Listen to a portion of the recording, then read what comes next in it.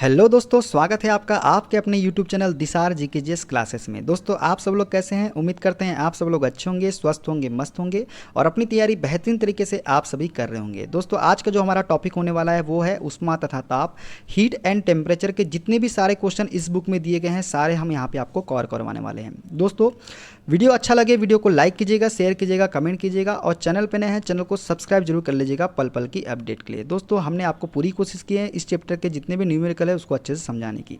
दोस्तों, आप हमसे जुड़ने के लिए टेलीग्राम चैनल ज्वाइन कर सकते हैं। टेलीग्राम चैनल का लिंक हमने डिस्क्रिप्शन बॉक्स में आपको दे दिया है।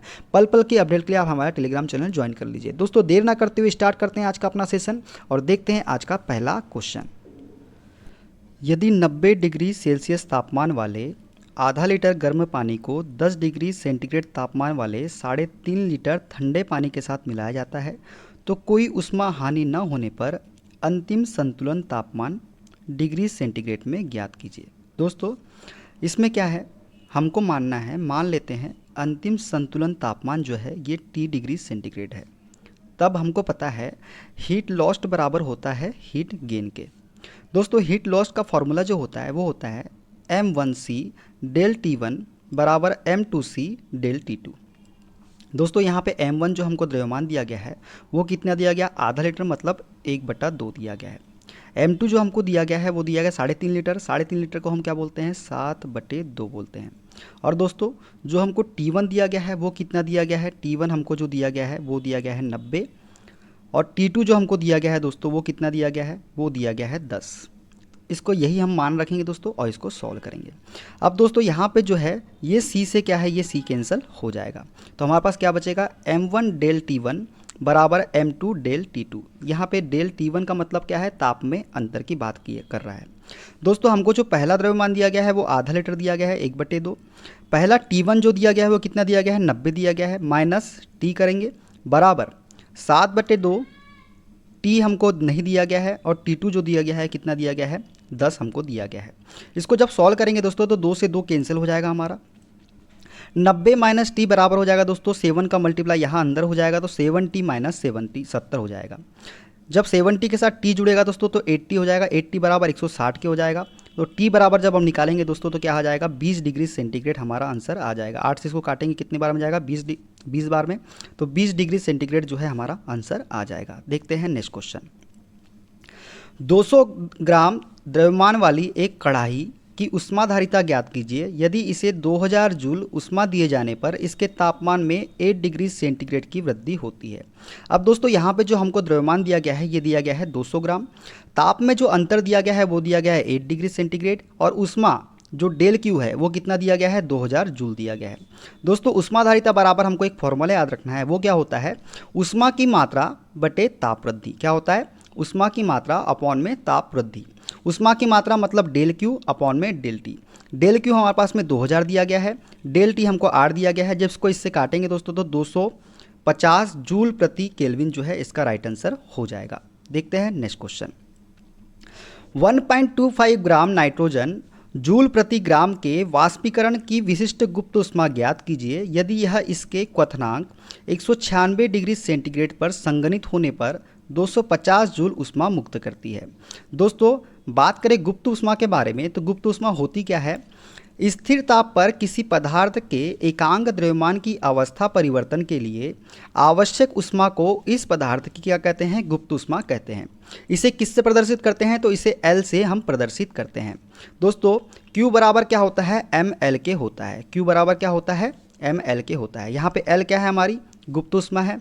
Q क्या है दोस्तों, ये ऊष्मा की मात्रा जो हम बोलते हैं और M क्या है, हमारा द्रव्यमान है। यहाँ दोस्तों हमको M जो दिया गया है ये दिया गया है 1.25 ग्राम। Q का मान हमको दिया गया है 250 जूल और इसी फॉर्मूले में हम इसको पुट करके आंसर निकालेंगे तो L बराबर हो जाएगा दोस्तों Q अपॉन में M। Q का मान 250 दिया गया है, M का मान 1.25 है। इसको जब इससे काटेंगे दोस्तों तो ये 200 बार में कट जाएगा। कैसे कटेगा 200 बार में, वो भी हम आपको बता देते हैं। जो दोस्तों पॉइंट हटेगा यहाँ पे 2 जीरो ऊपर में आ जाएगा। 125 से ये जाएगा 2 बार में और बच जाएगा कितना, 2 जीरो, तो 200 इसका राइट आंसर हमारा हो जाएगा। देखते हैं नेक्स्ट क्वेश्चन।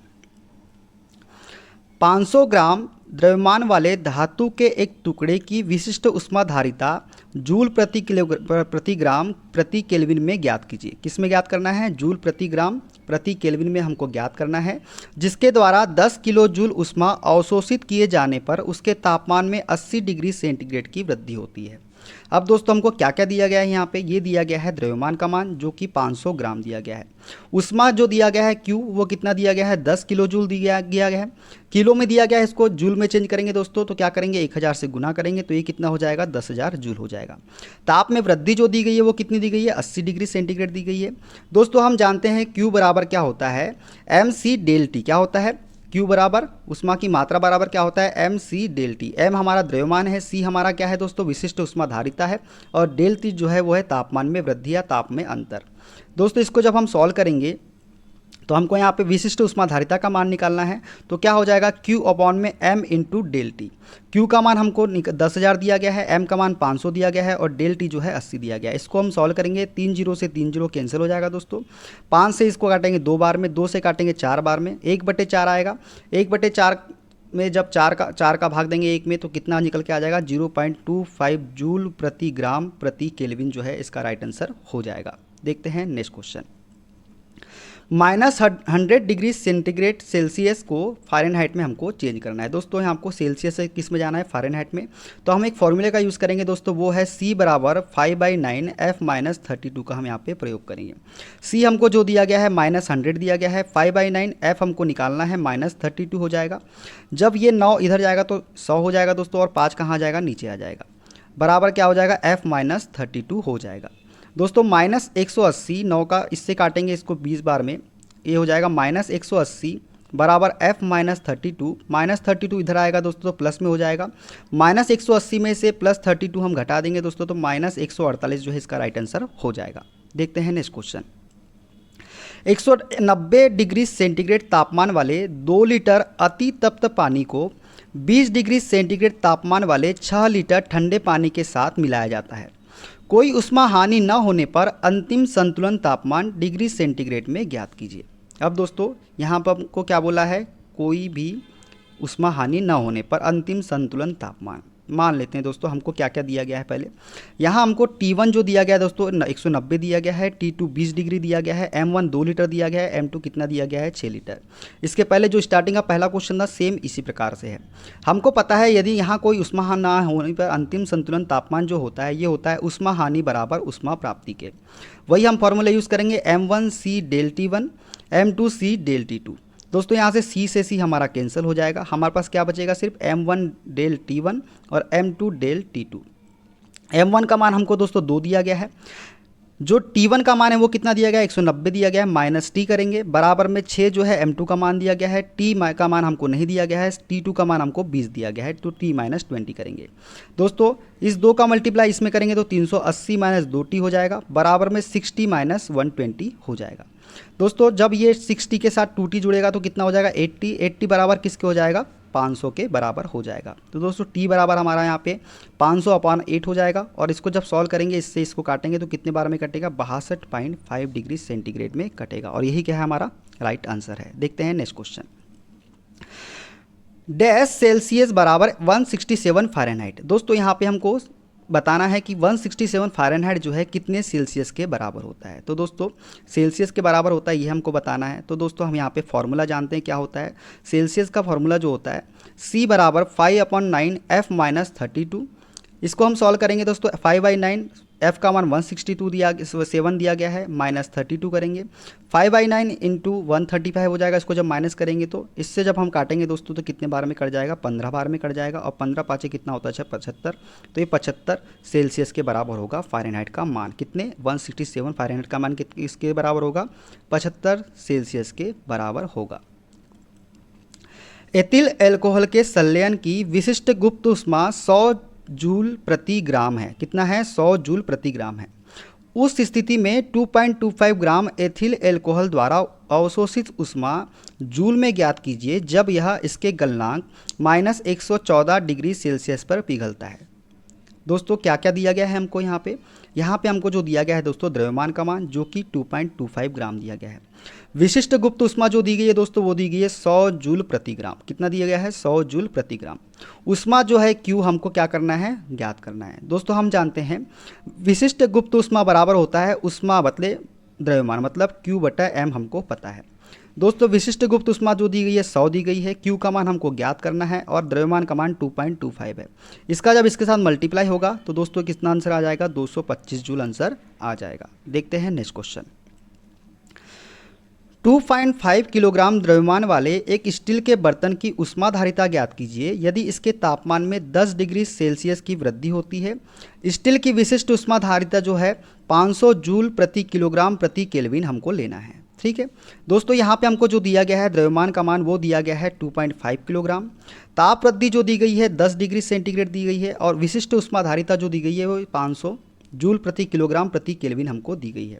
ऊष्मा की मात्रा Q का मान हमको ज्ञात करना है। और दोस्तों हमको पता है ऊष्मा की मात्रा Q बराबर क्या होता है? mc del T. यहाँ पे m हमारा क्या है? द्रव्यमान है। c क्या है? c हमारा विशिष्ट ऊष्माधारिता है और t जो है डेल टी जो है ये ताप के बीच में अंतर है। दोस्तों m का मान हमको 2.5 दिया गया है, C का मान हमको 500 दिया गया है और डेल टी का मान हमको 10 दिया गया है। जब इसको सॉल्व करेंगे दोस्तों इसका मल्टीप्लाई करेंगे तो Q का मान कितना निकल के आ जाएगा? 12,500 निकल के आ जाएगा। दोस्तों ऊष्माधारिता का जो फार्मूला होता है वो क्या होता है? ऊष्मा की मात्रा बटे ताप वृद्धि, मतलब डेल Q अपॉन में डेल टी होता है किसका? ऊष्माधारिता का फॉर्मूला। दोस्तों डेल Q हमने निकाला है कितना? 12,500 और ताप वृद्धि जो है 10 की है तो ये हो जाएगा 12,500 अपॉन में 10 हो जाएगा। तो दोस्तों 1250 जो है इसका राइट आंसर हो जाएगा। कितना हो जाएगा? 1250 जूल प्रति किलो। कितना हो जाएगा? जूल प्रति केल्विन जो है इसका राइट आंसर हो जाएगा। 1250 जूल प्रति केल्विन इसका राइट आंसर हो जाएगा। देखते हैं नेक्स्ट क्वेश्चन। तांबे के बने उस ऊष्मामापी कैलोरीमीटर का द्रव्यमान ज्ञात कीजिए यदि इसके द्वारा 3.6 किलो जूल ऊष्मा अवशोषित किए जाने पर इसके तापमान में 45 डिग्री की वृद्धि होती है। तांबे की विशिष्ट ऊष्माधारिता हमको जो मानना है 0.4 जूल प्रति ग्राम प्रति केल्विन हमको मानना है। ठीक है, अब दोस्तों जो दिया गया है अवशोषित ऊष्मा जो दी गई है, ऊष्मा जो दी गई है वो कितनी दी गई है? 3.6 किलो जूल दी गई है। ताप वृद्धि जो दी गई है डेल टी ये 45 डिग्री दिया गया है। विशिष्ट ऊष्माधारिता C का मान जो दिया गया है 0.4 दिया गया है। हमको द्रव्यमान का मान ज्ञात करना है। दोस्तों हम जानते हैं ऊष्मा Q बराबर जो होता है वो होता है mc डेल टी। क्या होता है? mc डेल टी होता है। Q बराबर हमको 3.6 दिया गया है, m का मान हमको ज्ञात करना है। 0.4 इंटू 45 करेंगे दोस्तों। जब इसको सॉल्व करेंगे दोस्तों तो ये कितना हो जाएगा? ये 180 हो जाएगा। तो m बराबर हो जाएगा 3.6 में अपॉन में 180। पॉइंट हटेगा दोस्तों तो यहाँ पे एक जीरो आ जाएगा। 18 से काट देते हैं, 18 दूनी 36, 1800 ये हो जाएगा। 2 से काट देते हैं 50 बार में तो दोस्तों ये आ जाएगा 0.2 किलोग्राम। 0.2 किलोग्राम को ग्राम में चेंज करने के लिए क्या करेंगे दोस्तों? कितने क्या करेंगे? 1000 से गुना करेंगे। जब 1000 से गुना करेंगे दोस्तों तो कितना निकल के आ जाएगा? 200 ग्राम हमारा आंसर निकल के आ जाएगा। देखते हैं नेक्स्ट क्वेश्चन। 180 ग्राम द्रव्यमान के एक तवे की ऊष्म क्षमता का पता लगाएं अगर 2400 जूल ताप प्राप्त करने में इसका तापमान 50 डिग्री बढ़ जाता है। दोस्तों यहाँ पे जो द्रव्यमान दिया गया है वो 80 ग्राम दिया गया है, 180 ग्राम दिया गया है, जिसको किलोग्राम में जब हम चेंज करेंगे तो क्या होगा? हम इसको क्या करेंगे? भाग देंगे किससे? 1000 से। तो कितना निकल के आ जाएगा? 0.18 किलोग्राम निकल के आ जाएगा। Q हमको जो दिया गया है दोस्तों 2400 जूल दिया गया है। C हमको यहाँ पे ज्ञात करना है। ठीक है, ताप का अंतर जो है दोस्तों वो जो हमको दिया गया है कितना? डेल टी 50 दिया गया है। कितना दिया गया है? 50 दिया गया है। Q बराबर mc डेल टी से इस फॉर्मूले से हम यहाँ पे जो है आंसर निकालने वाले हैं। दोस्तों क्या हो जाएगा? तो C बराबर हो जाएगा दोस्तों Q अपॉन में m डेल टी हो जाएगा। क्या हो जाएगा? m डेल टी हो जाएगा। Q का मान हमको 2400 दिया गया है, m का मान 0.18 है और डेल टी का मान हमको 50 दिया गया है। इसको जब सॉल्व करेंगे दोस्तों तो हमारा आंसर जो आएगा वो आएगा 266.67 आ जाएगा। कितना आ जाएगा? 266.7 आ जाएगा। ठीक है, देखते हैं नेक्स्ट क्वेश्चन। यदि 80 डिग्री सेल्सियस ताप पर 1.5 लीटर गर्म पानी को 40 डिग्री सेल्सियस ताप पर 2.5 लीटर ठंडे पानी में मिलाया जाता है तो अंतिम समतुल्य ताप क्या होगा यदि ऊष्मा की कोई हानि नहीं होती है? दोस्तों यहाँ पे भी ऊष्मा की कोई हानि नहीं हो रही है। मान लेते हैं अंतिम समतुल्य ताप जो है T डिग्री सेंटीग्रेड है।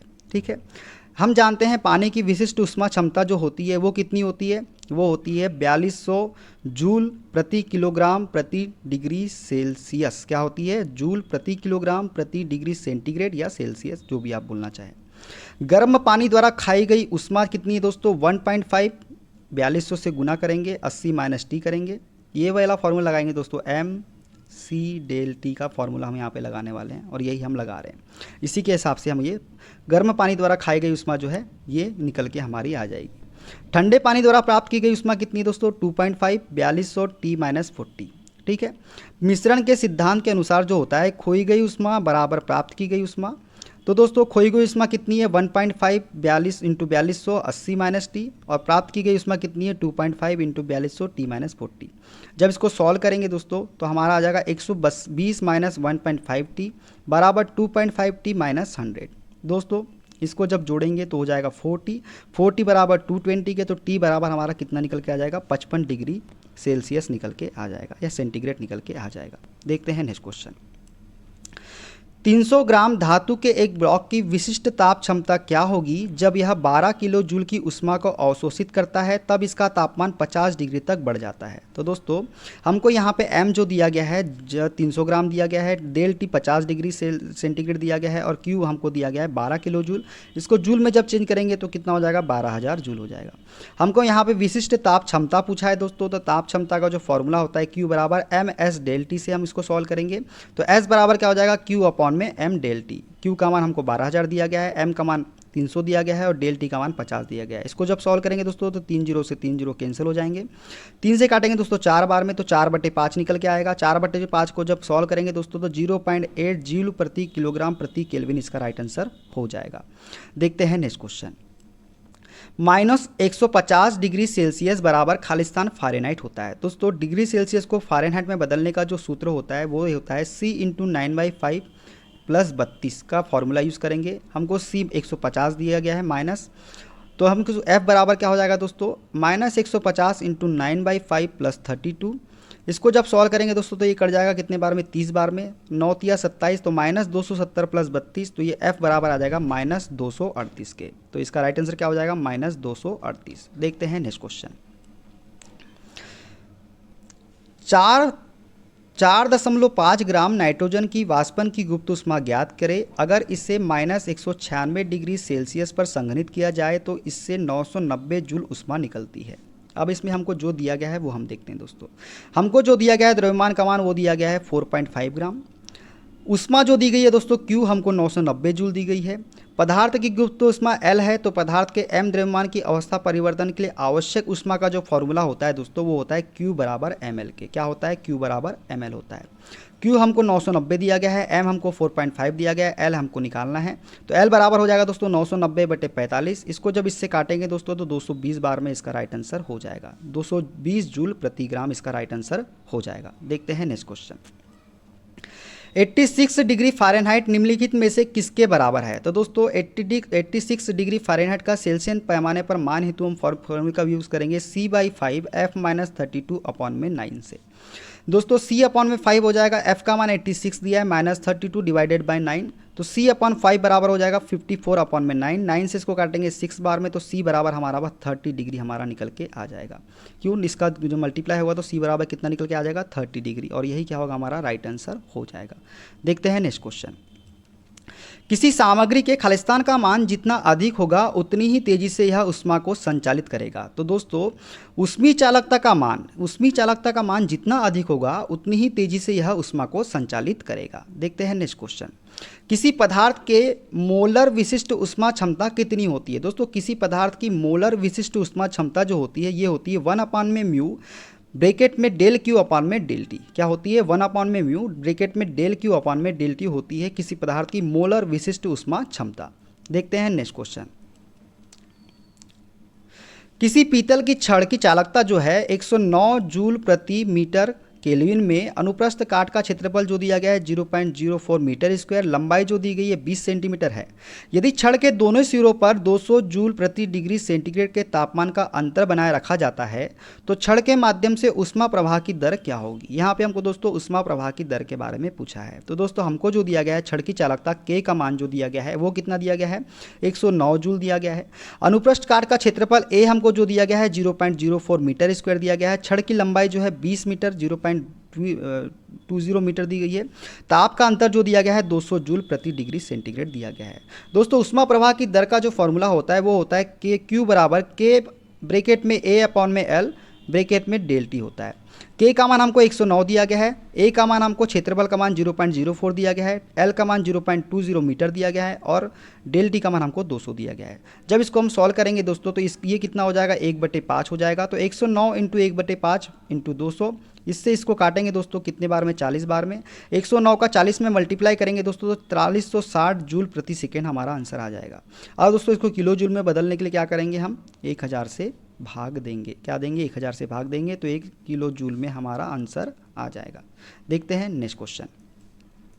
उस सामग्री की पहचान करें जिसमें आयतन विस्तार का उच्च गुणांक होता है। तो दोस्तों एल्कोहल में जो है आयतन विस्तार का उच्च गुणांक होता है। वैसे तो सबसे ज़्यादा दोस्तों पारे में होता है, पारे के बाद में शायद एल्युमिनियम का होता है। देखते हैं हम आगे क्वेश्चन में दिया होगा वो।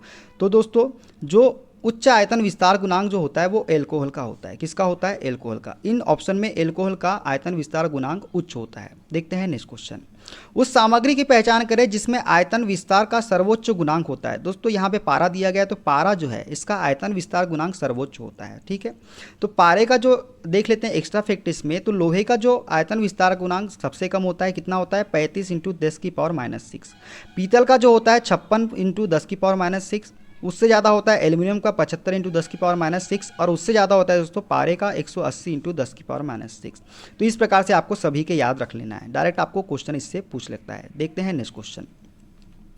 खालिस्तान पदार्थ की वास्तविक गति द्वारा उष्मा स्थानांतरण की एक प्रणाली है। तो दोस्तों संवहन जो है, कन्वेक्शन जो है, ये पदार्थ की वास्तविक गति द्वारा उष्मा स्थानांतरण की एक प्रणाली है। बात करें एक्स्ट्रा फैक्ट के बारे में दोस्तों, तो पदार्थों के मध्य अथवा एक स्थान से दूसरे स्थान तक उष्मा के स्थानांतरण या संचरण की 3 प्रमुख विधियां हैं दोस्तों। कौन कौन सी? चालन, संवहन और विकिरण विधि।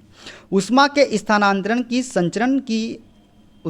स्थानांतरण या संचरण की संवहन विधि में किसी तरल पदार्थ, द्रव, गैस या प्लाज्मा में उसके अणुओं के समग्र स्थानांतरण द्वारा उस तरल में एक स्थान से दूसरे स्थान तक उष्मा का स्थानांतरण या संचरण होता है। ठीक है, अर्थात उष्मा संचरण की संवहन प्रणाली तरल पदार्थ के अणुओं की वास्तविक गति द्वारा उष्मा स्थानांतरण की एक प्रणाली है। ठोस पदार्थों में संवहन प्रणाली संभव नहीं है, ये भी आपको याद रखना है। देखते हैं नेक्स्ट क्वेश्चन।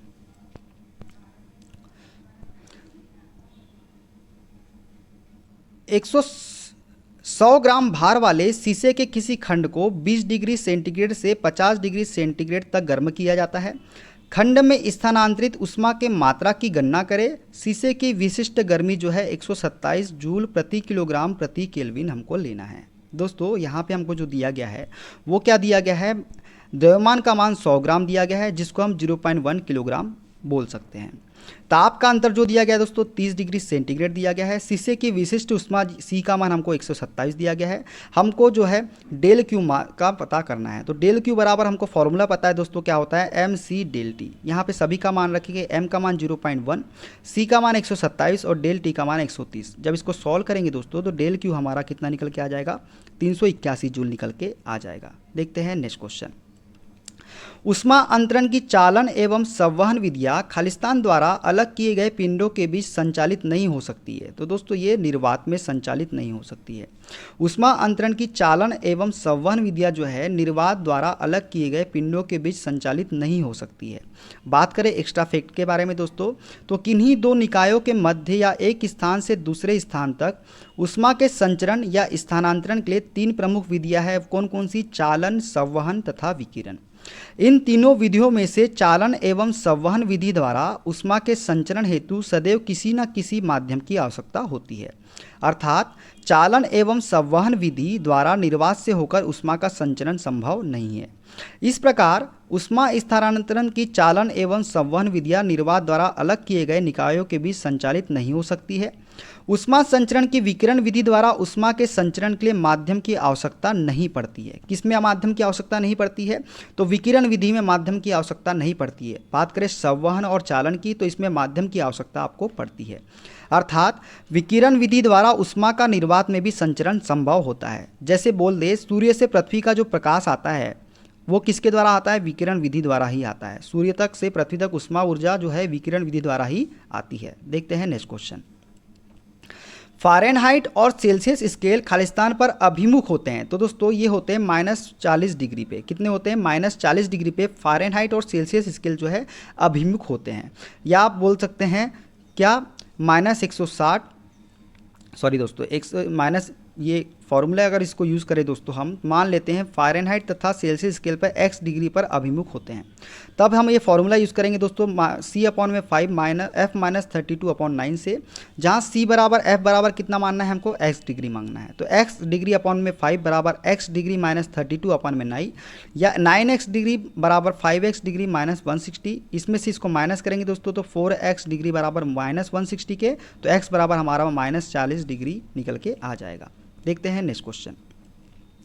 उष्मीय चालकता की इकाई होती है दोस्तों। तो दोस्तों उष्मीय चालकता की इकाई जो होती है ये होती है जूल प्रति सेकेंड प्रति मीटर प्रति केल्विन। क्या होता है? जूल प्रति सेकेंड मीटर प्रति केल्विन। ये जो होती है उष्मीय चालकता की इकाई होती है। ठीक है।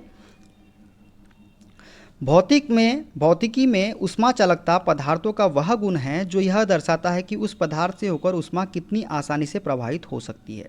धातुओं में चांदी धातु की उष्मा एवं विद्युत चालकता सर्वाधिक होती है। चांदी की जो होती चांदी धातु की उष्मा एवं विद्युत चालकता क्या होती है? सर्वाधिक होती है। उष्मा चालकता जो है एक अदिश राशि है। इसकी इकाई वाट प्रति मीटर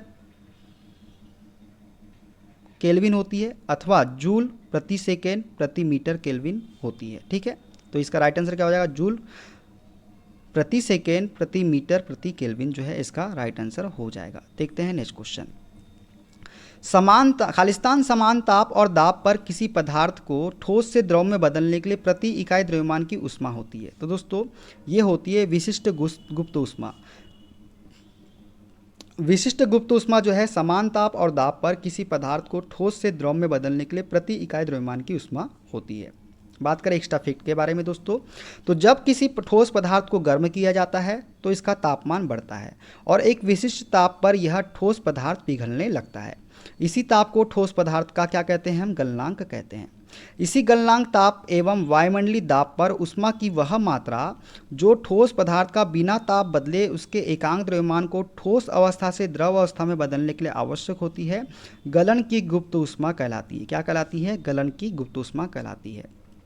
इस प्रकार एक ही ताप और दाब पर किसी पदार्थ की ठोस से द्रव में बदलने के लिए आवश्यक प्रति इकाई द्रव्यमान की उष्मा गलन की गुप्त उष्मा कहलाती है। देखते हैं नेक्स्ट क्वेश्चन। न्यूनतम प्रतिरोधकता वाले सुचालक की पहचान करें। दोस्तों ये हो जाएगा चांदी। चांदी जो है न्यूनतम प्रतिरोधकता वाला सुचालक है। धातु में चांदी की विद्युत चालकता सबसे अधिक तथा विद्युत प्रतिरोधकता न्यूनतम होती है। तो चांदी जो है सबसे न्यून प्रतिरोधकता वाला धातु है। सबसे जो होती है चांदी होती है, उसके बाद तांबा होती है, फिर एल्युमिनियम होती है, फिर आयरन होती है। ठीक है। सबसे ज़्यादा प्रतिरोधकता चांदी की होती है, फिर तांबे की, उसके से कम होती है तांबे की, उससे कम होती है एल्युमिनियम की और उससे कम होती है आयरन की। ठीक है। देखते हैं नेक्स्ट क्वेश्चन। सॉरी दोस्तों, चांदी की न्यूनतम होती है, फिर उससे अधिक होती है तांबे की, उससे अधिक होती है एल्युमिनियम की और उससे अधिक होती है आयरन की। ये आपको याद रखना है। देखते हैं नेक्स्ट क्वेश्चन। 24 सेंटीमीटर मोटाई वाली ईंट की दीवार के आंतरिक सतह का तापमान 25 डिग्री सेल्सियस है और बाह्य सतह का तापमान जो है 5 डिग्री सेल्सियस है। दीवार के प्रति वर्ग मीटर के माध्यम से उष्मा की कमी की दर क्या होगी? उष्मीय चालकता जो बराबर लेना है हमको 0.15 जूल प्रति सेकेंड मीटर केल्विन हमको लेना है। ठीक है। देखते हैं नेक्स्ट क्वेश्चन। सॉरी, इसका सॉल्यूशन देखते हैं दोस्तों। इसका सॉल्यूशन जो हो जाएगा, हमको जो डी दिया गया है 24 सेंटीमीटर दिया गया है, मतलब 0.25 मीटर, हमको मीटर में इसको चेंज कर लेंगे। के का मान जो दिया गया है दोस्तों 0.15 दिया गया है। डेल थीटा जो दिया गया है, डेल टी हम बोल दे, वो दिया गया है 20 डिग्री सेंटीग्रेड। 25 में से 5 माइनस करेंगे 20 डिग्री सेल्सियस आ जाएगा। टी जो दिया गया है 1 सेकेंड दिया गया है। ए क्षेत्रफल जो दिया है 1 मीटर स्क्वायर दिया गया है।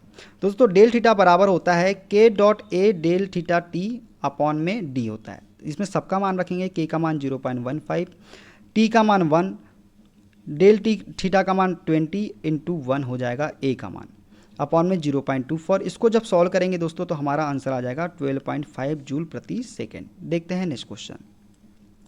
जब 1 किलोग्राम पानी को 4 डिग्री सेल्सियस से 0 डिग्री सेल्सियस तक ठंडा किया जाता है तो इसका आयतन खालिस्तान होता है। तो दोस्तों, जब 1 किलोग्राम पानी को 4 डिग्री सेल्सियस से 0 डिग्री सेल्सियस तक ठंडा किया जाता है तो इसका आयतन जो होता है ये अधिक हो जाता है। क्या हो जाता है? अधिक हो जाता है। दोस्तों, जल का घनत्व 4 डिग्री सेंटीग्रेड तापमान पर सर्वाधिक होता है तथा इस तापमान पर जल के किसी दिए गए नमूने का आयतन न्यूनतम होता है।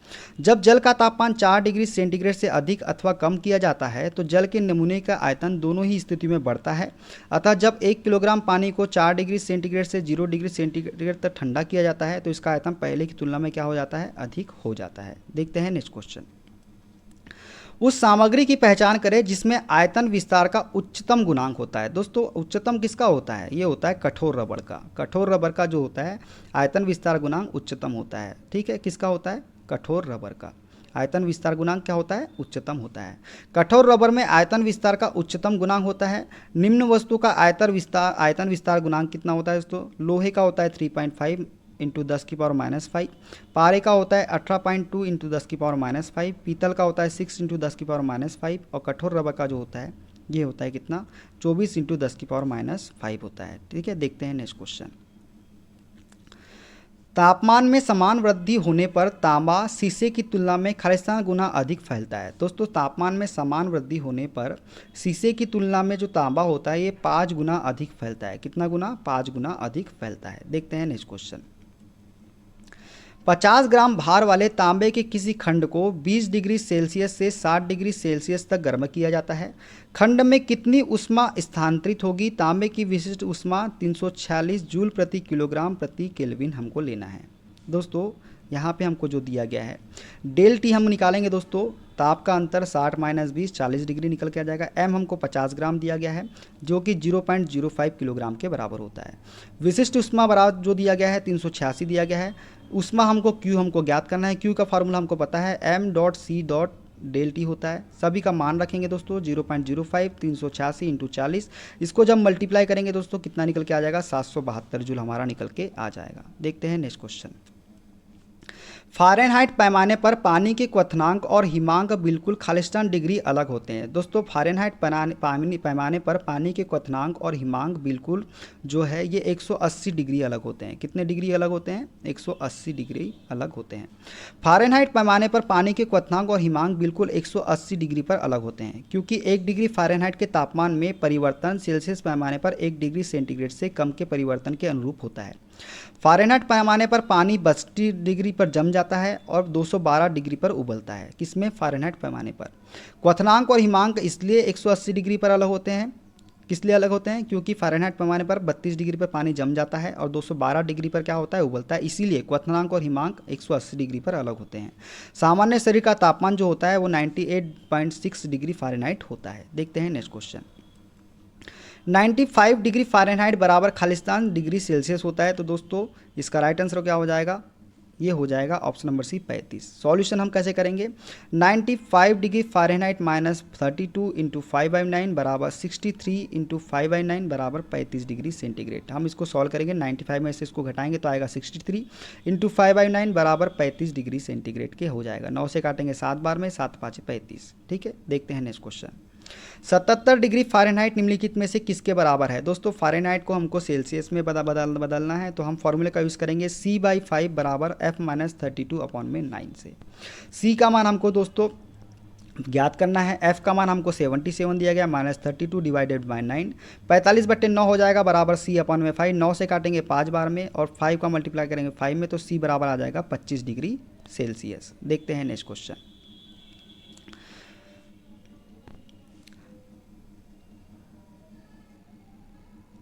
52.2 की ऊष्मा चालकता वाली स्टील की छड़ की अनुप्रस्थ काट का क्षेत्रफल 0.02 मीटर स्क्वायर और लंबाई 15 सेंटीमीटर है। यदि छड़ दोनों के सिरों के बीच 300 डिग्री सेंटीग्रेड का तापांतर बनाए रखता है तो छड़ में होने वाले ऊष्मा प्रवाह की दर क्या होगी? दोस्तों, यहाँ पे हमको जो दिया गया है ऊष्मा चालकता के का मान जो दिया गया है ये दिया गया है 52.2। छड़ की लंबाई जो दी गई है 15 सेंटीमीटर मतलब 0.15 मीटर। क्षेत्रफल जो दिया गया है 0.02 मीटर स्क्वायर दिया गया है और ताप अंतर जो दिया गया है 300 डिग्री सेंटीग्रेड दिया गया है। अभी हमने एक फॉर्मूला यूज़ किया था ऊष्मा प्रवाह की दर का, क्या? के ए θ1 माइनस θ2 या डेल θ1 आप ले लीजिए अपॉन में एल। इसको जब सॉल्व करेंगे दोस्तों तो सभी का मान हम यहाँ पे रख देंगे और अपॉन में 0.15 क्या है, एल की लंबाई है। इसको जब सॉल्व करेंगे दोस्तों तो हमारा कितना आ जाएगा, 2008 जूल प्रति सेकेंड आ जाएगा। किलो जूल में चेंज करने के लिए क्या करेंगे, इसको 2 किलो जूल हम मान सकते हैं। ठीक है, देखते हैं नेक्स्ट क्वेश्चन। 100 ग्राम एल्यूमिनियम के टुकड़े विशिष्ट ऊष्मा कितनी, उसकी 9 जूल प्रति किलोग्राम प्रति केल्विन का ताप 10 डिग्री सेल्सियस बढ़ाने के लिए इससे कितनी ऊष्मा दी जानी चाहिए। दोस्तों हमको एम का मान 100 ग्राम दिया गया है जिसको हम 0.1 किलोग्राम बोलते हैं। सी जो है विशिष्ट ऊष्मा जो दी गई है वो दी गई 900। डेल टी हमको 10 दिया गया है। सूत्र हम लगाएंगे दोस्तों Q बराबर एम सी डेल टी से।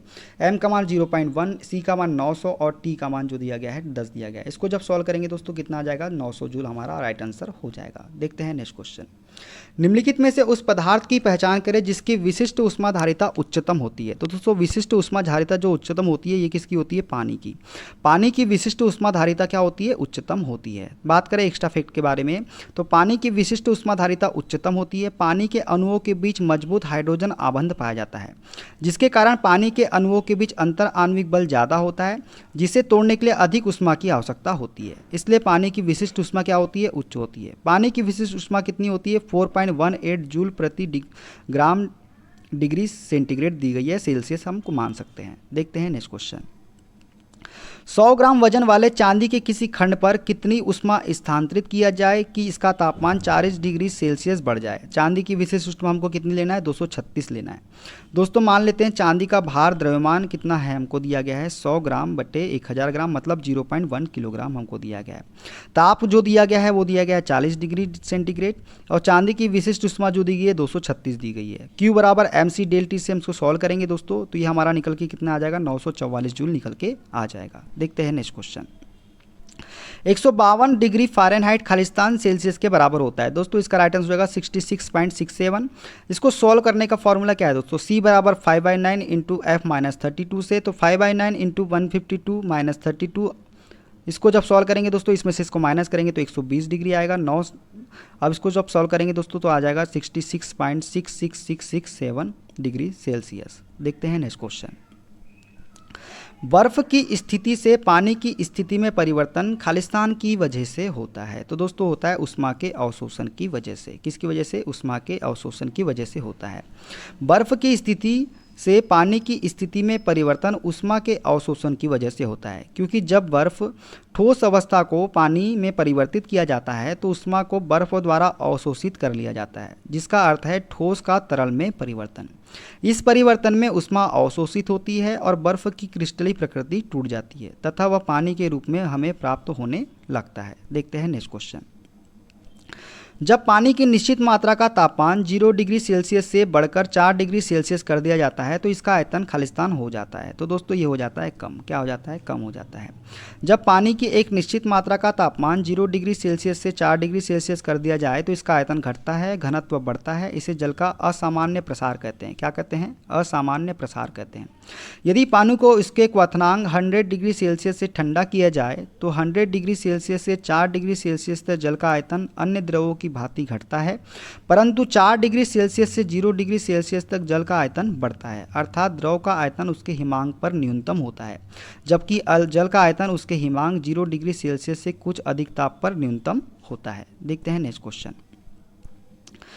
5 सेंटीमीटर मोटी 0.25 मीटर स्क्वायर क्षेत्रफल वाली किसी स्टायरोफोम शीट में इसके आंतरिक और बाह्य सतहों के बीच के तापमान में 40 डिग्री सेल्सियस का अंतर है। शीट पर प्रवाहित उष्मा की दर कितनी है। उष्मी चालकता जो दी गई है 0.01 जूल प्रति सेकेंड मीटर केल्विन हमको मानना है। दोस्तों हमको स्टेरोफॉर्म की शीट की मोटाई जो दी गई है ये कितनी दी गई है, 5 सेंटीमीटर दी गई है। क्षेत्रफल कितना दिया गया है, 0.25 मीटर स्क्वायर और तापमान अंतर जो दिया गया है 40 डिग्री सेंटीग्रेड दिया गया है। उष्मी चालकता का मान 0.1 जूल प्रति सेकेंड दिया गया है। हम जानते हैं Q बराबर K.A डेल टी अपॉन में एल। K बराबर डेल टी अपॉन में एल अपॉन में ए हो जाएगा। दोस्तों क्या हो जाएगा, एल अपॉन में ए हो जाएगा। दोस्तों यहाँ पे सभी का मान रखेंगे तो क्या हो जाएगा दोस्तों, 0.01 0.25 इंटू 40 अपॉन में 0.081। इसको जब सॉल्व करेंगे दोस्तों तो कितना निकल के आ जाएगा, 2 जूल प्रति सेकेंड निकल के आ जाएगा। तो शीट पर प्रवाहित उष्मा जो होगी कितनी होगी, 2 जूल प्रति सेकेंड होगी। देखते हैं नेक्स्ट क्वेश्चन। जब दो निकाय ऊष्मीय संपर्क में होते हैं तो उनके बीच ऊष्मा का प्रवाह तब होगा जब उनके खालिस्तान अलग अलग होंगे। तो ये दोस्तों ये होंगे तापमान।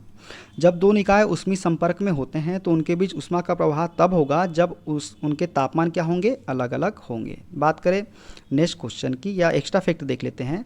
जब दो निकाय ऊष्मीय संपर्क में आते हैं तो उनके बीच ऊष्मा का प्रवाह तब होगा जब उनके तापमान अलग अलग होंगे। अर्थात ऊष्मा कम ताप की वस्तु से अधिक ताप की वस्तु के प्रभावित नहीं हो सकती जब तक कि ऊर्जा के लिए बाह्य स्रोत का उपयोग न किया जाए। यह ऊष्मागतिकी के द्वितीय नियम के अनुसार है। किसके अनुसार है? द्वितीय नियम के अनुसार है। ठीक है, देखते हैं नेक्स्ट क्वेश्चन। अंग्रेजी इकाई में पानी के क्वथनांक और हिमांक ठीक खालिस्तान डिग्री अलग होते हैं। दोस्तों अंग्रेजी इकाई में पानी के क्वथनांक और हिमांक जो है ठीक 180 डिग्री पर अलग होते हैं। कितने डिग्री पर? 180 डिग्री पर अलग होते हैं। देखते हैं नेक्स्ट क्वेश्चन। लेड की विशिष्ट ऊष्माधारिता 125 जूल प्रति किलोग्राम प्रति केल्विन है। यदि लेड के 250 ग्राम के एक टुकड़े द्वारा 5 किलो जूल ऊष्मा अवशोषित किए जाने के बाद उसका तापमान 10 डिग्री सेल्सियस बढ़ता है तो इसकी ऊष्माधारिता ज्ञात कीजिए। दोस्तों हमको दिया गया है अवशोषित ऊष्मा, जो क्यू का मान दिया गया है 5 किलो जूल, जिसको हम 5000 जूल बोल सकते हैं। 1000 से हम मल्टीप्लाई करेंगे तो विशिष्ट ऊष्माधारिता सी हमको 125 दी गई है। द्रव्यमान हमको 250 ग्राम दिया गया है। ग्राम को किलोग्राम में चेंज करेंगे तो 0.25 किलोग्राम हो जाएगा। ताप वृद्धि जो दी गई है 10 डिग्री दी गई है। किसी पदार्थ का ताप 1 डिग्री सेंटीग्रेड बढ़ाने के लिए आवश्यक ऊष्मा की मात्रा उसकी ऊष्माधारिता कहलाती है। तो ऊष्माधारिता क्या होगी? अवशोषित ऊष्मा की मात्रा बटे ताप वृद्धि, मतलब डेल क्यू अपॉन में डेल टी का हमको यहाँ पे यूज़ करना है। डेल क्यू हमको 5000 दिया गया है, डेल टी हमको 10 दिया गया है। इसको जब सॉल्व करेंगे दोस्तों तो कितना आ जाएगा? 500 जूल प्रति केल्विन। कितना आ जाएगा? 500 जूल प्रति केल्विन राइट आंसर हो जाएगा। देखते हैं नेक्स्ट क्वेश्चन।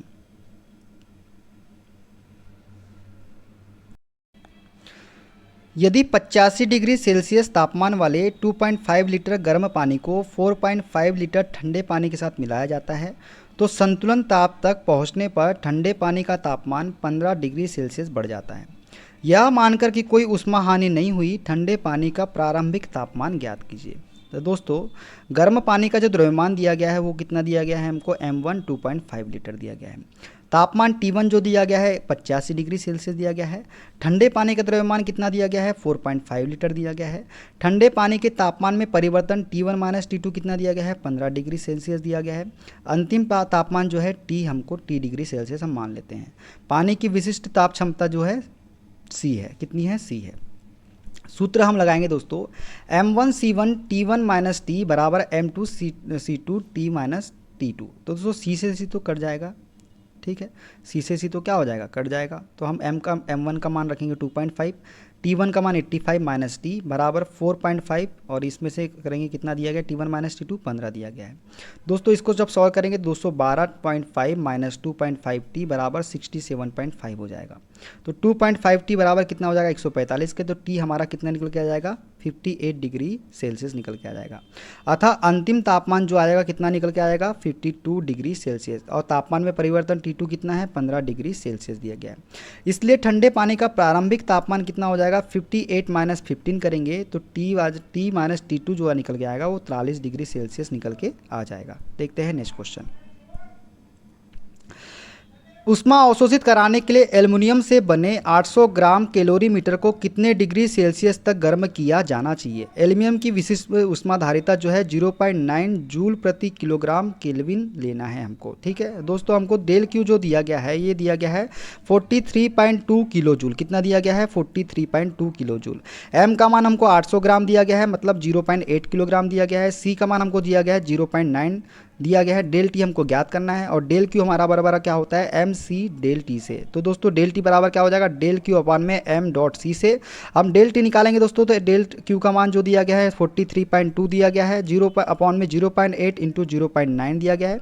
तो दोस्तों डेल टी बराबर क्या हो जाएगा? 43.2 अपॉन में 0.72, तो ये हो जाएगा 60 डिग्री सेल्सियस। कितना हो जाएगा? 60 डिग्री सेल्सियस हमारा आंसर हो जाएगा। देखते हैं नेक्स्ट क्वेश्चन। नेक्स्ट क्वेश्चन क्या है दोस्तों? ये है हमारा वाट प्रति स्टेरेडियन खालिस्तान की इकाई है। दोस्तों वाट प्रति स्टेरेडियन जो है विकिरण तीव्रता, रेडियंट इंटेंसिटी की इकाई है वाट प्रति स्टेरेडियन। बात करें एक्स्ट्रा फैक्ट के बारे में दोस्तों, तो वाट प्रति स्टेरेडियन विकिरण तीव्रता, दीप्तमान तीव्रता की इकाई है। विद्युत चालकता क्या होती है? पदार्थों द्वारा विद्युत धारा संचालित करने की क्षमता की माप को विद्युत चालकता कहते हैं, ठीक है। विद्युत चुंबकत्व के संदर्भ में किसी माध्यम में से चुंबकीय बल रखाव के गुजरने की क्षमता को उस माध्यम की चुंबकीय पारगम्यता चुंबकशीलता कहते हैं। इसे म्यू से प्रदर्शित करते हैं। पारगम्यता की एसआई इकाई जो होती है हेनरी प्रति मीटर होती है। विद्युतशीलता की बात करें तो विद्युत के संदर्भ में विद्युतशीलता किसी पदार्थ का वह गुण है जो उस पदार्थ में विद्युत क्षेत्र उत्पन्न किए जाने पर उस पदार्थ द्वारा प्रदर्शित प्रतिरोध की माप को बताता है। कौन? विद्युतशीलता। देखते हैं नेक्स्ट क्वेश्चन। ऊनी कपड़े शरीर को जाड़े में गर्म रखते हैं क्योंकि क्या होता है? ऊन जो होता है उष्मा का बुरा चालक होता है। ऊन जो होता है क्या है? उष्मा का बुरा चालक होता है, इसीलिए ऊनी कपड़े शरीर को जाड़े में क्या रखते हैं? गर्म रखते हैं। ठीक है, देखते हैं नेक्स्ट क्वेश्चन। उबलते जल अथवा जल की वाष्प किसका तापक्रम अधिक होता है? दोस्तों उबलते जल अथवा जल की वाष्प में किसका तापक्रम अधिक होता है? तो ये होता है दोस्तों किसी का भी नहीं, किसी का भी नहीं होता है तापक्रम अधिक। उबलते जल का तापक्रम तथा जल की वाष्प का तापक्रम एक समान होता है। किसके कैसा होता है? एक समान होता है। तथा उबलते जल को दी गई उष्मा उसके अवस्था परिवर्तन में व्यय होती है। यह उष्मा तापक्रम में परिवर्तन नहीं करती, इसलिए इसे गुप्त उष्मा कहते हैं। देखते हैं नेक्स्ट क्वेश्चन। काली भैंसें गर्मी में तालाबों में पड़ी रहती है, इसका कारण क्या है? दोस्तों उनका रंग ज़्यादा उष्मा अवशोषित करता है। उनका जो रंग होता है क्या होता है? ज़्यादा उष्मा अवशोषित करता है, इसीलिए काली भैंसें जो होती है गर्मी में तालाबों में पड़ी रहती है। देखते हैं नेक्स्ट क्वेश्चन। अकेले मोटे कंबल की अपेक्षा दो पतले कंबलों को जोड़ने से सर्दी कम लगती है क्योंकि दोस्तों उनके बीच वायु आ जाती है। क्या आ जाती है? उनके बीच वायु आ जाती है। देखते हैं नेक्स्ट क्वेश्चन। एक बाल्टी गुनगुना जल एक प्याला खोलते जल की अपेक्षा ज़्यादा बर्फ गला देगा क्योंकि दोस्तों बाल्टी के पानी में उष्मा अधिक होती है। एक बाल्टी गुनगुना जल एक प्याला खोलते जल की अपेक्षा ज़्यादा बर्फ गला देगा क्योंकि बाल्टी के पानी में उष्मा क्या होती है? अधिक होती है। देखते हैं नेक्स्ट क्वेश्चन। पहाड़ों पर ठंड बर्फ पड़ने के समय नहीं बल्कि बाद में अधिक पड़ती है। पहाड़ों पर जो होती है ठंड बर्फ पड़ने के समय नहीं बल्कि बाद में अधिक पड़ती है। इसका कारण है बर्फ गलने के लिए वायुमंडल से उष्मा लेता है। क्या होता है? बर्फ गलने के लिए क्या लेता है? वायुमंडल से उष्मा लेता है। उष्मा के यांत्रिक तुल्यांक का मान होता है। दोस्तों उष्मा के यांत्रिक तुल्यांक का जो मान होता है ये होता है 4.2 × 10⁻7 अर्घ प्रति कैलोरी। जूल के नियम के अनुसार कार्य उष्मा के अनुक्रमानुपाती होता है। जो कार्य होता है ये किसके अनुक्रमानुपाती होता है? उष्मा के अनुक्रमानुपाती होता है। तो क्या हो जाएगा? कार्य बराबर उष्मा के अनुक्रमानुपाती। तो यहाँ जे जो है जूल का क्या है? नियतांक है। जे कार्य बराबर क्या हो जाएगा? जे एच, मतलब जो है जूल का नियतांक है, जिसे उष्मा का यांत्रिक तुल्यांक कहते हैं। और यांत्रिक तुल्यांक बराबर क्या होता है? 4.2 × 10⁻7 अर्घ कैलोरी। विशिष्ट उष्मा का मान निर्भर करता है। दोस्तों विशिष्ट उष्मा का मान जो है निर्भर करता है पदार्थ की प्रकृति पर। विशिष्ट उष्मा किसी पदार्थ का अभिलाक्षणिक गुण है जो पदार्थ की प्रकृति पर निर्भर करता है। देखते हैं नेक्स्ट क्वेश्चन। किसकी विशिष्ट उष्मा सबसे अधिक होगी? दोस्तों जल की विशिष्ट उष्मा जो होती है सबसे अधिक होती है। कितनी होती है? जल की विशिष्ट उष्मा जो होती है 1 कैलोरी प्रति ग्राम डिग्री सेल्सियस। और पारे की विशिष्ट उष्मा होती है 0.3 कैलोरी ग्राम प्रति डिग्री सेल्सियस। और तांबे की विशिष्ट उष्मा होती है 0.1 कैलोरी प्रति ग्राम डिग्री सेल्सियस। देखते हैं नेक्स्ट क्वेश्चन। रेखीय प्रसार गुणांक का मात्रक जो होता है क्या होता है? प्रति डिग्री सेंटीग्रेड। क्या होता है? प्रति डिग्री सेंटीग्रेड होता है रेखीय प्रसार गुणांक का मात्रक। ऑप्शन नंबर सी इसका करेक्ट आंसर हो जाएगा। रेखीय प्रसार गुणांक का जो मात्रक होता है ये होता है प्रति डिग्री सेंटीग्रेड। ठीक है, देखते हैं नेक्स्ट क्वेश्चन। दो वस्तुओं के ताप में 25 डिग्री सेंटीग्रेड का अंतर है। यह अंतर फ़ारेनहाइट पैमाने पर होगा। दोस्तों 25 डिग्री सेल्सियस को हमको फ़ारेनहाइट में चेंज करना है, तो डेल सी अपॉन में 5 बराबर डेल एफ अपॉन में 9 हो जाएगा। तो डेल एफ बराबर हो जाएगा डेल सी अपॉन में 5 × 9 बराबर 25/5। 5 से काटेंगे 5 बार में, 5 9 45 डिग्री फ़ारेनहाइट इसका राइट आंसर हो जाएगा। परम शून्य ताप खाली होता है दोस्तों परम शून्य ताप जो होता है ये होता है -459.40 डिग्री फ़ारेनहाइट। -459.40 डिग्री फ़ारेनहाइट होता है परम शून्य ताप का मान। देखते हैं नेक्स्ट क्वेश्चन।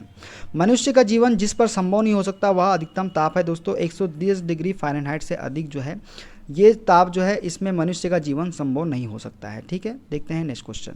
ज्वरमापी में निम्नतम चिन्ह 95 डिग्री फ़ारेनहाइट पर अंकित होता है। इसका अर्थ क्या है दोस्तों? इससे नीचे ताप पर मनुष्य नहीं जी सकता है दोस्तों। ठीक है, देखते हैं नेक्स्ट क्वेश्चन। तांबे की विशिष्ट उष्मा 0.1 कैलोरी प्रति ग्राम है। इसका मान जूल प्रति किलोग्राम डिग्री सेंटीग्रेड में क्या होगा? दोस्तों तांबे की विशिष्ट उष्मा जो है 0.10 किलो प्रति ग्राम है। तांबे की विशिष्ट उष्मा जूल प्रति किलोग्राम में जो होगी ये होगी 0.10 × 4.2 × 10⁻³ जूल प्रति किलोग्राम डिग्री सेंटीग्रेड। इसको जब सॉल्व करेंगे दोस्तों तो कितना निकल के आएगा? 0.42 × 10⁻³ जूल प्रति किलोग्राम डिग्री सेंटीग्रेड इसका राइट आंसर हो जाएगा। तो ये होगा ऑप्शन नंबर बी वाला। ठीक है, देखते हैं नेक्स्ट क्वेश्चन। 50 ग्राम ठोस पदार्थ को 5 कैलोरी प्रति सेंटीग्रेड की दर से ऊष्मा प्रदान की जाती है तथा प्रति मिनट तापमान 11 डिग्री सेंटीग्रेड तक बढ़ जाता है। तो दोस्तों ठोस पदार्थ की विशिष्ट ऊष्मा कैलोरीग्राम डिग्री सेंटीग्रेड है। तो दोस्तों इसका राइट आंसर है प्रश्नानुसार Q बराबर HT से, और HT बराबर क्या होता है MS डेल T से। तो 5 × 60 × 1 बराबर 50 × S × 11। दोस्तों इसको जब सॉल्व करेंगे तो 300 बराबर 550 × S, तो S बराबर हो जाएगा 300 बराबर 550। तो S बराबर कितना निकल के आ जाएगा 0.4545 कैलोरी प्रति ग्राम डिग्री सेल्सियस। देखते हैं नेक्स्ट क्वेश्चन। किसी धातु का द्रव्यमान 500 ग्राम तथा विशिष्ट ऊष्मा 0.5 कैलोरी प्रति ग्राम डिग्री सेल्सियस है, उसकी धारिता होगी। दोस्तों उसकी धारिता होगी 250 कैलोरी प्रति डिग्री सेल्सियस। धातु की ऊष्मा धारिता क्या बराबर होता है द्रव्यमान इंटू विशिष्ट ऊष्मा। द्रव्यमान हमको 500 दिया गया है, विशिष्ट ऊष्मा 0.5 है। इसको जब सॉल्व करेंगे तो 250 कैलोरी प्रति डिग्री सेल्सियस हमारा आंसर हो जाएगा। देखते हैं नेक्स्ट क्वेश्चन। तांबे के कैलोरी मापी का द्रव्यमान 50 ग्राम तथा तांबे की विशिष्ट ऊष्मा 0.1 कैलोरी प्रति ग्राम डिग्री सेल्सियस है। कैलोरी मापी का जल तुल्यांक होगा। दोस्तों जल तुल्यांक बराबर होता है द्रव्यमान गुनी M × S होता है। तो 50 × 0.1 करेंगे तो 5 ग्राम प्रति डिग्री सेल्सियस हमारा आंसर आ जाएगा। देखते हैं नेक्स्ट क्वेश्चन। एक ही धातु की बनी दो वस्तुओं की ऊष्मा धारिताओं में 3:4 का अनुपात है, उनके द्रव्यमान में अनुपात होगा। दोस्तों ऊष्मा धारिता बराबर होता है M × S। तो C1/C2 हो जाएगा दोस्तों M1S1 में M2S2। एक ही धातु से बने पदार्थ के लिए S1 बराबर क्या होता है S2 के होता है। तो 3/4 बराबर क्या हो जाएगा M1/M2। तो कितना हो जाएगा 3/4 इसका राइट आंसर हो जाएगा। तो दोस्तों ये जितने सारे क्वेश्चन इस बुक में दिए गए सारे कंप्लीट करवा दिए गए हैं। वीडियो कैसा लगा कमेंट बॉक्स में जरूर बताइएगा। वीडियो अच्छा लगे वीडियो को लाइक कीजिए, शेयर कीजिए, कमेंट कीजिए। चैनल पे नए हैं चैनल को सब्सक्राइब जरूर कर लीजिएगा पल पल की अपडेट के लिए। मिलते हैं अगले वीडियो में, अपना ख्याल रखिए। Okay bye bye, take care.